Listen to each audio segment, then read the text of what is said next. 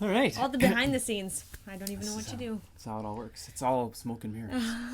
Make sure you give me a like and a subscribe and a heart and one of these. And like exploding heart. That means you really love it. Social media. What a mess. Oh man, I love social media. There is some pros of social media, but there is definitely Some cons. some cons. Some vice. Big time. This is how not to lose your salvation on social media. In 100 easy steps.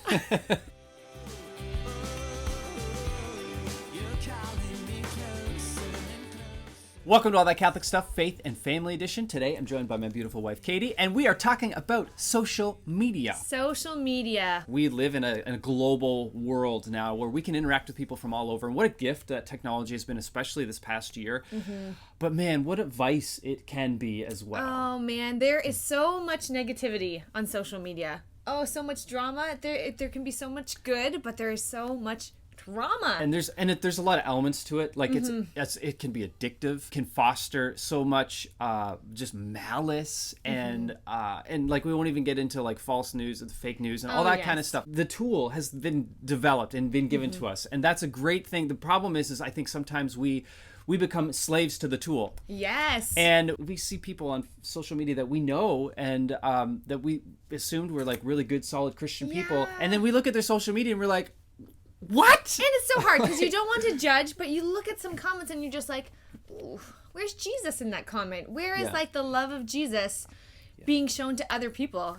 It's like, it's not there. Yeah. And I think there's maybe this dichotomy that happens, these two different worlds with social media where we feel like because it is virtual and because it is not a real tangible world, that we are exempt from any consequences, that we like maybe it's almost like a computer game that it's virtual reality and it's not real, it's all make believe. I have to catch myself sometimes because I get some really nasty comments on you get some Catholic haters and people that just don't agree with you, and they will not hold back. If you're looking for some Friday night entertainment, just go through the comments of some of my old All That Catholic Stuff videos and oh man, there has coming times that I go through them and I'm reading them and I'm like, maybe you should stop doing what you do. Like, look at all the hate that is coming from your work. And I'm like, oh, this is not good. Is this actually doing good? And it is. I have to turn the comments off because there's times that my husband gets called names where I'm like, oh, no, you didn't. Mama Bear comes out and she's like, oh, no, I'm going to comment now. I'm like, Katie, simmer down. It's tricky, too, because these people that are a lot of times commenting on your post, you can tell that they're actually trying to stand up for their faith. But if you're not doing it out of love and generosity and peace, virtuous, then it actually does the complete opposite. Yeah. Let me tell you how awful you are of a human being. But remember, Jesus loves you. Yeah. Wait a second. Yeah. Those two things don't go together. As long as we put up the peace sign at the end of the That's comment, right. like, you're going to hell. Peace. You know, it's like, have a nice time. like, oh yeah, that made up for it. We have to remember what we do on social media, it also impacts the rest of our lives as well. Like, it's real.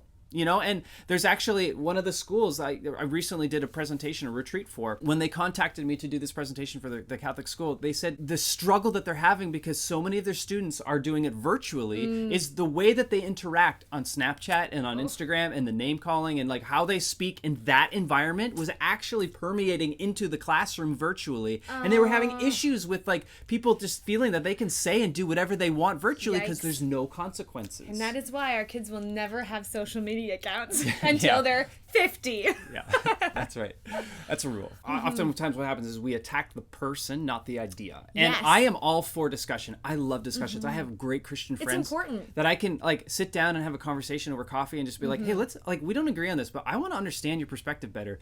I wish we did that better on social media. But instead what we do is we say, no, you're an idiot and you're dumb. And if you believe this, you're going to hell. And sometimes you don't even have to say it. It's just like a share button. It's a share button where you don't actually have to give it any thought yourself. We've gotten death threats before from people. Like from email, from comments on social media, where to the point where we were like, I think we should maybe show this to the police. Like, and I don't even think that people realize how, like, what their words actually mean. Because no one would ever come up to you and say the things... Well, no one that I know. I hope not. I feel like with the comments that I have read, I would never, in my wildest dreams, and it's never happened, that someone has come up and actually spoken such hatred towards us. I am all for having discussions. If you think differently, if you want to actually, like, if there's something that you don't agree with, let's talk about it. Let's not just automatically assume someone's wrong and type nasty, nasty things. Social media isn't to water down truth, it's to pursue it. But how we communicate that is just as important, because what is the point of sharing truth but doing it in malice and vice? Yes. Like, that has not accomplished anything, and that's actually the opposite of what the gospel invites us to do. Like, we're meant to communicate and to transmit the beauty and the goodness, the truth of the gospel and the love of Jesus. And how do you do that when you're telling someone, like, you're an idiot if you believe this? Or even if we like give a like to that or share that, like without thinking it through, we're alienating the people that we claim to be loving, but that's not love. Oh, sometimes I wish we could just shut it all down. You know, have this world just shut down of social media, because I feel like people would be happier and they would be more peaceful if they actually had to socialize in real life. Yeah, it's a good skill to develop, actually. And maybe that's why we have this issue today, is because there is maybe so little interaction in the real world that we forget how to interact appropriately with people. And parents, let's be aware of this. Our kids are in a generation where this is all that matters. Social media accounts and posting the right picture at the right time, turn this way with lips that look like this. We have to be so careful, because it's a trap. We can fall into a trap, you know, if we're not careful, and we need to steer our kids through it. Adam was the protector of the Garden of Eden. Like, we are meant to be protectors of our garden, the domestic home, the domestic church. And what are we doing to make sure that we are filtering and preventing and protecting our kids from what the traps that are before them? I love how you said filtering, not this filter. Yeah. It's not about the perfect filter. Valencia. Always a winner. Ching. Always a winner. And, you know, there's a lot of arguing that goes on social media and a lot of triumphalism. But I've witnessed and seen the fruits of it. And there's been many times when I've been thinking, like, you know what? I'm shutting down my channel. Like, this is crazy. Like, I don't want to participate in this. But I've seen the fruits of, like, real, loving, charitable discussion of people that are engaged and they ask questions and you can talk about it. And it's not about, like, putting the other person down. It's about, like, exploring a journey towards truth. And growing. And when we can do that, man, the fruits of that, even if two opposing views don't come to agree on it, they can at least have an appreciation for the other person's perspective. And that's a beautiful thing. I think we've forgotten how to do that. I think we've forgotten how to disagree well as a society. I do remember at the very beginning when you would try to comment on almost all your posts. And you had this desire for people to see the truth and to see Jesus. But there was so much hatred. Time and energy and hatred, because there are people out there that comment and what are they called? Like trolls? Trolls. It's a real thing. They're real. Trolls are real. And they are never going to be satisfied with a healthy discussion. No. And I just remember reading post after post and I'm like, whoa, just like back down. And I even we've had the conversation, like, how much time is too much time to like devote to people that aren't there to grow. And I think we have to realize that there's people out there that just want to fight. And I don't know if it's because it's the only fight they have is kind of being hidden behind. They're protected with the screen. Yes. They're not like they have this drive that. And an anger. It's not pretty. And that's a skill that I've had to work on. And honestly, I have been that person too. Like, admittedly, I've done a poor job in replying to people's comments, and I've allowed to get the best of me. And I've replied to comments without the charity that I needed. And that's without the proofread of the wife. Yeah. I've become better at being able to sift through which conversations have the potential to be fruitful and which ones are a waste of time. And the ones that I feel like I'm very thankful for you being my filter. Being like, I want to respond with this, but I don't want to come across as a bigot. And I want to come across as portraying charitable, but also giving the truth. But I know that, like, this person, like, I don't want them to feel alienated. I want them to feel like they can still ask questions, that I'm not shutting the conversation down, but I'm actually allowing it to flourish. I feel like the conversations on Facebook, it needs to be out of love and out of the good and for the good of other people. And it's not that. In a lot of cases, it's not loving towards your neighbor. It's not being generous towards your neighbor. It's actually like you trying to be better. Yeah. and you trying to have the upper hand, and you trying to win the argument. To win. Here's the tip. This has been so helpful for me, is that because I interact with people like that are Muslim, people that are atheists, people that are non-Catholic, Christians, like even Catholics that don't agree on whatever. But like this has been a huge advantage for me, and something that I've had to work on really hard is that before I comment, I have to picture that I am sitting across from one of my really good friends who isn't agreeing with me on this.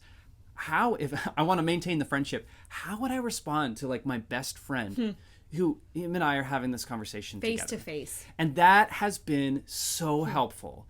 And it has completely changed the way that I usually respond to people. And now still sometimes I get sucked into the wormhole of it. We are witnessing our faith. And what do we want to witness? That our faith hasn't transformed us, and that we are just as rude and hostile and angry and malice towards? Or do we want to demonstrate that our faith has changed us and transformed us, and that we can love people even on social media who disagree with us? And that's okay. And those are actually the people that we should be loving even more than the people that agree with us. Let's give them a reason to believe what we believe. Well, this is when we need to be a witness, even if it seems silly. Like, even when I say that, like, how can you be a witness on social media? It's about actually being loving towards and being charitable towards one another. Even if people are not being loving and charitable towards you. Praying to Jesus and saying, give me the strength to respond to this person, or not to respond, because I do feel like there's a lot of people that respond when they should not respond, or give some time. So I've been thankful for all the times that you've been my filter, and all the times when I just decided, you know what, I need to sleep on this before I just give a hasty response. And you know what I'm thankful for? When I like want to respond right away, because I'm like the in the action type of person. Like, let's get this solved, let's get this figured out, and I start typing, and Chris is like, you're like, oh no, you didn't. And you're like, Usually you'll be able to tell whether this is going to be a fruitful discussion or not. And if it's not, then leave it be. It's okay. Like, sometimes I haven't been always in the frame of mind to be able to have a fruitful discussion, and people have probably recognized that about me, and that's okay. Just leave it where it's at and come back to it. Or don't. It's okay, because guess what? What people think of you on social media is not our identity. That's not who we are. If somebody calls us names or thinks we're an idiot or whatever, that's not who we are. So why do we put so much emphasis and stress on what other people think about us? Right. It's silly. And another thing, social media makes everyone look like they have a perfect life. Yeah. And know that nobody has a perfect life. Except us. Right. There's actually has been times when people are like, oh, you have just a perfect life. Note, the Brays do not have a perfect life. We have a Jesus-focused life. And it's messy and it's crazy. Oh, it's messy. I'm thankful for Jesus. But there's people that just assume, oh, they've got everything together. Yeah. Nobody has it all together. Every woman has someone on Facebook where I'm sure they look and they're like, oh, I really wish. Why can't I be more like her? Why can't I have a family like her? And realize that everyone struggles. We need to realize that comparison is the thief of joy. We are constantly comparing our mess and our worst to like a snapshot in somebody else's highlight reel. And I get wrapped up in that. Like when somebody else, even in ministry, is doing something like kind of new and flashy, I'm thinking like, why am I not doing more? I need to be doing more with my life. And then I remember how much work, we're seeing a glimpse of the mountaintop when we have not seen the journey up the mountain. And when we look at our own lives, we just have to remember, like, we have so much to be grateful for. Like we even in the mess, even in the struggle and the suffering, like comparing our life to somebody else, it's always going to result in our own joy being stolen, because we are envious of what other people have. And you say women, I mean, guys do it too. Just differently. Just differently, it's true. Yeah. I look at the abs on some of these Instagram models, and I'm just like, what am I doing wrong with my life? I'll pick up like Chris's phone and or your Instagram will be on my phone. I don't even know why, but I'm like, why do I have all these men like working out? Like, oh, this is Chris's account.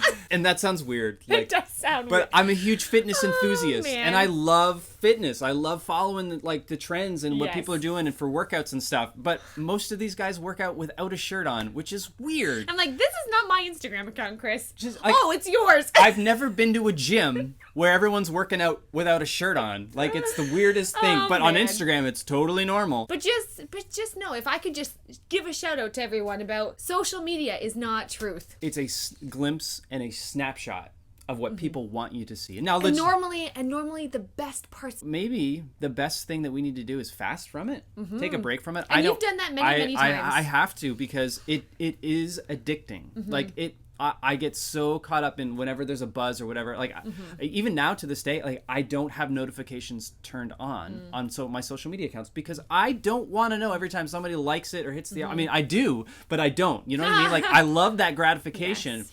But I can't. I don't want to be sucked into that world 24/7. It is 24/7. I feel like there is days where my phone is more actively in my hand, and for pointless reasons. It literally is like, oh, Facebook. Oh, nobody's done like any updates in the last 3 minutes.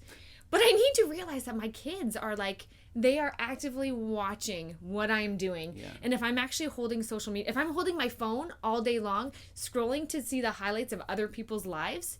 And missing what's right before us. It is sucking the joy right out of my life. Yeah. It is actually taking away time from my family. And there's been times when my kids have honestly said, Mom, will you put down your phone? Whoa. Oh, those are the worst, because you're like, they notice. I would love for them to never have a phone, because I see the time wasting that it is. As much as you can use your phone and sources for good reasons, most of us don't use it for good reasons. And it's sad when the kids notice it, right? Yeah, because I hate it. Because this tool that was meant to help connect people together has now become a wall and a barrier between us and the people that are right before us. I am so grateful for the people, especially the regular people on social media, who comment and give me encouragement and say like, hey, that video, or that it was awesome, or what, that song, or that's very encouraging for me to help continue and to know like what is resonating with people and what's reaching them. That's great feedback, and I love the encouragement. But in saying all of that, I would love to not ever have to be on social media ever again. But that's probably not the reality of how our world is headed. Oh no! So we have to find a way to keep our salvation while we are on social media, and show people the love of Jesus, and show them like charity and love and virtue, even when it's met with vice and malice and anger. And I believe that's possible. I have seen the fruits of fruitful discussion on social media. It is possible, but it begins with us in our own hearts. Like, it has to start with a heart of love and charity. And sometimes that means not even responding. That's powerful. It's a witness. What's the verse? You shall be clothed with power from on high when the Holy Spirit comes to you, and you will be my witnesses to the ends of the earth. And that word witness... And on social media. That word witness it comes from the Greek word martyr. That might mean being a martyr even like from your own kids who are rebelling and saying like, what? I can't have my phone in my bedroom by myself, or I can't use it past 8 p.m. Or like, you might have to be a martyr in those moments. And that's a good thing. What we do and how we interact in the virtual world and on social media, like, it impacts our real world lives. People are affected by what they consume on social media emotionally, like how it makes them feel, how they choose to act because of it, especially in young people. And so let's be very conscientious of how we are interacting and how we are making the best use of this tool for us and for others. Yes. And so that we can be witnesses, and so we can show virtue and love and charity to those who have maybe not been given that example on this particular platform. Basically, we want people to see Jesus in us all day long. In all ways. In person and through social media. They will know we are Christians by our love. And so let's show them that.